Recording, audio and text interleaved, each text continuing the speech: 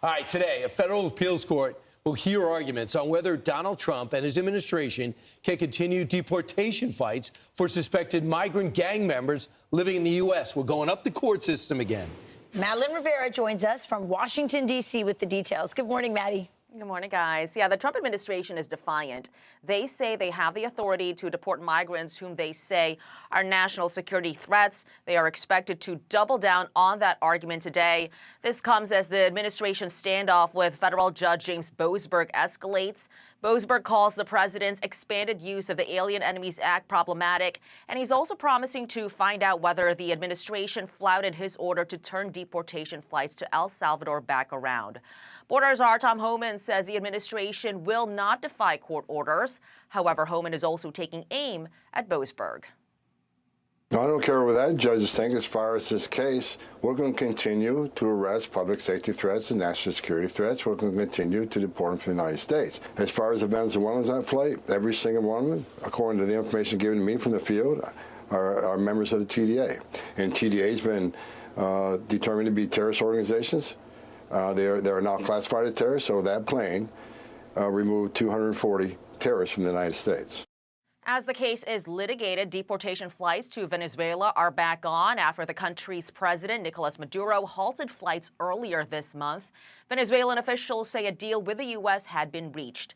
The Department of Homeland Security says the first flight arrived on Sunday. It had 199 people, including some whom the administration says are suspected gang members. And Homeland Security Secretary Kristi Noem is planning to visit Central America this week. Her visit will kick off on Wednesday with a tour of El Salvador's Terrorism Confinement Center. A DHS spokesperson, Tricia McLaughlin, telling Fox News Digital that Noem and the president are sending a clear message for criminal aliens considering entering America illegally. Don't even think about it. After Noem's prison visit, she will also meet with El Salvador's president. Lawrence, Rachel, and Brian. All right, thanks, Maddie. Maddie, is it clear to you? I'll talk to you later. Go ahead, man.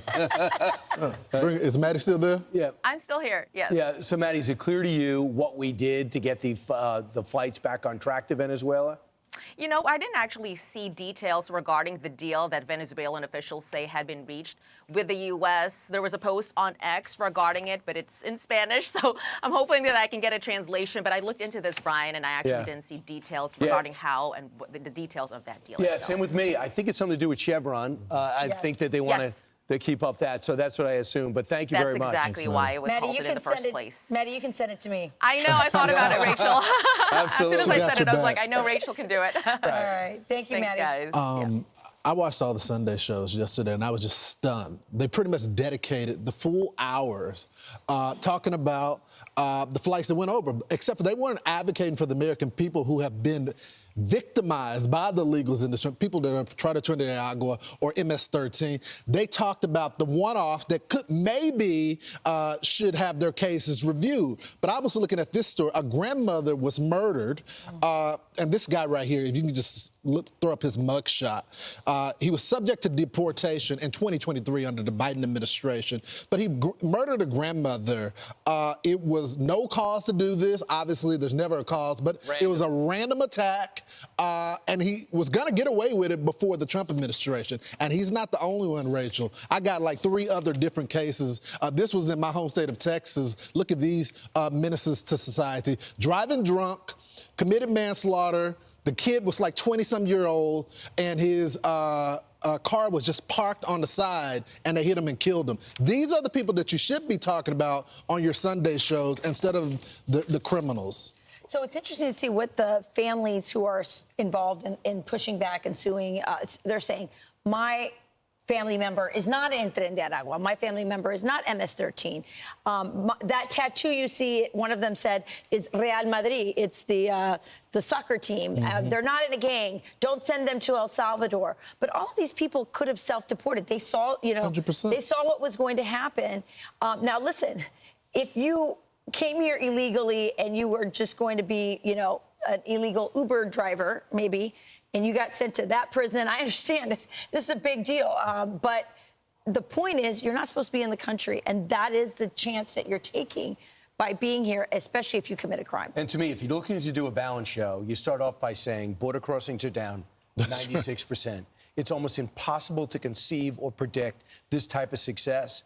Also, when you talk about what's happening with this El Salvador crime, you want to know about the 261 that were sent to El Salvador last weekend. Suddenly, they're first front and center. Do you want to ask how they got here to begin with? Do you want to ask how they infiltrated these cities, the damage they have done? Have you thought about the balance of it? And if someone's caught up there that shouldn't be, there's an interesting inquiry you could have there. If there's a way to do this, because we need to send more people to El Salvador. I don't know about you, Rachel. I love your contacts more than mine. But I worry about once they get to Venezuela, if they're going to come right back. And when they go to El Salvador, I know they're not, because they cleaned up their entire country by jailing all their gangsters. So I look forward to seeing what Kristi Noem sees when she gets there. Yeah, but I do think that Tom Homan was questioned constantly about this. They want Trump to say, I'm defying the courts. They want Tom Homan who say, I'm defying the courts. They're waiting for a Trump official so they could say, all hell is broken loose, a democracy is breaking down.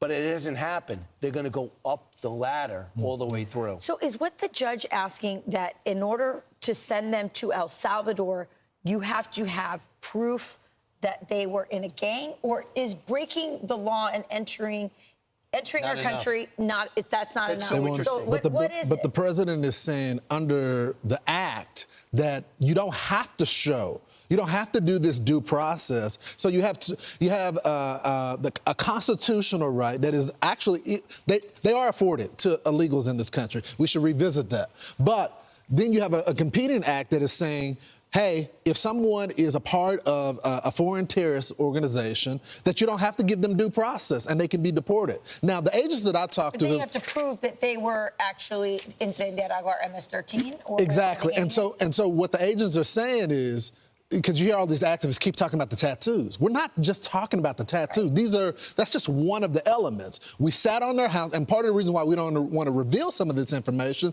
is because some of the people that got the information are undercover.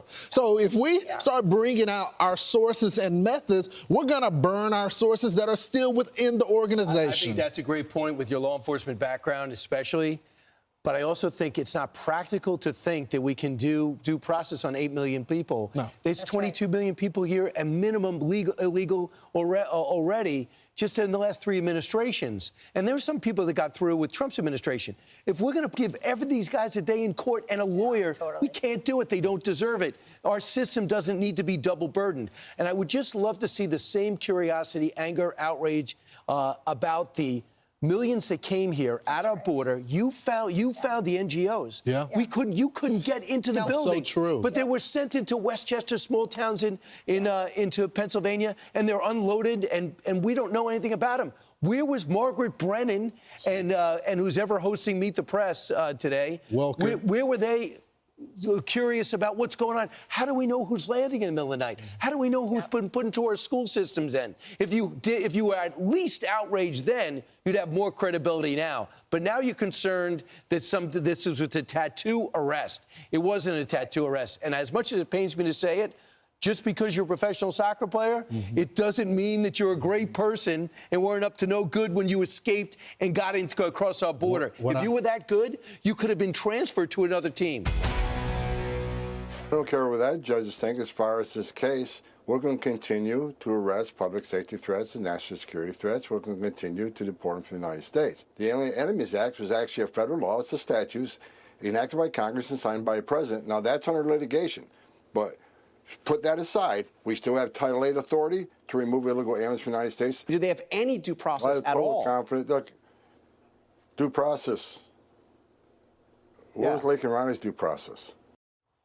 Good point. Border czar Tom Homan vowing to continue deportations, never saying he was going to defy the court, by the way. This ahead of a hearing today on the Trump administration's decision to send migrant gang members to a maximum security prison in El Salvador. Fox News legal analyst Gregg Jarrett joins us now. Greg, it looks like first off, we're moving to a different court on the freezing of the flights, but we're still in the lower court with the judge who wants to know more details about why those flights took off on last Saturday. Yeah. So can you update us from how you see this going?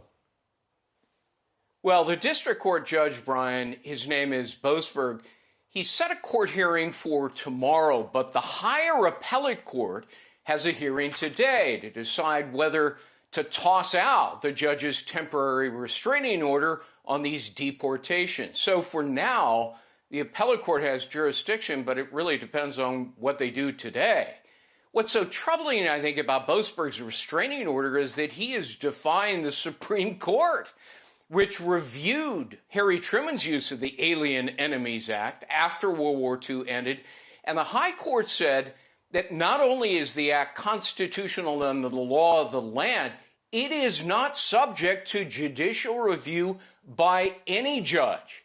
So when a president invokes it, no judge, no court can ever intervene, not even the Supreme Court, because Congress gave the president the exclusive power that is purely political to make decisions on national security and foreign policy. Well, Boasberg is duty-bound, Brian, as a lower court judge to follow the ruling of the highest court, the Supreme Court, and butt out. And yet he is brazenly ignoring the Supreme Court precedent.